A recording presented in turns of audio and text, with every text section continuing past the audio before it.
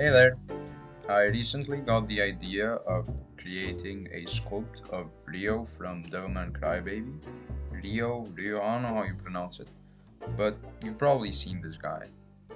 I recently just saw a clip because I haven't watched the anime in like 5 years maybe, and I remembered the English that they spoke in the Japanese sub one, and it was pretty funny. But back to the sculpting, I've only started sort of studying the shapes and don't really have the main object, I guess. But the study isn't that bad. I don't hate it. I kind of want to go in a more realistic direction, but it's not that bad. Outside of that, what I wanted to make this video about was the wings. I want to give him some huge demon slash angel wings, I guess, but I want to make them stone-like. I was thinking of the gargoyles in like the cathedrals, but they all have these like bat wings, which I don't really like, but more of those stone angels, or I don't know what they are, angel statues that have those stone wings. I want to have that made and then pose them or whatever. But before that, I just wanted to see how they could look like or how they would look like. And I made these two sketches of these two variations. And I just wanted to go over how you would approach sculpting something less organic, I guess inorganic.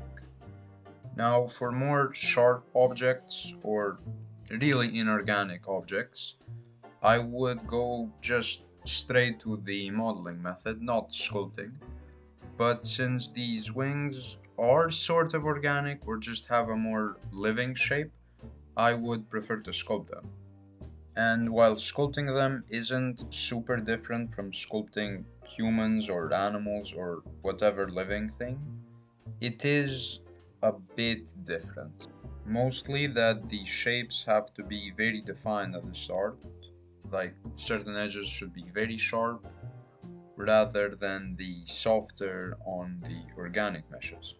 For example, even in a very lean person, even though you can see the striations of the muscle itself is very non-sharp like, I guess, or rather the surface of the muscle is very bendy compared to like a table. And while there doesn't exist an object that has complete sharp edges in the real life, creating a super sharp edge and then adding imperfection is much better, and that can easily be done in modeling.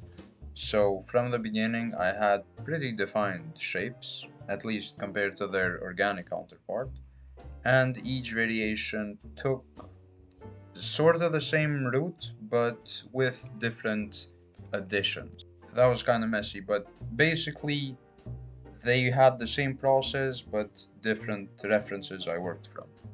Now I just quickly did these, and these are more of a sketch, but for the final mesh I'm probably gonna mix both of these and get the second variation for the inside of the wing and the first variation for the outside. But yeah, that's basically it about these wings. I hope you enjoyed it and maybe learned something, and I hope to see you in the next video. Thank you.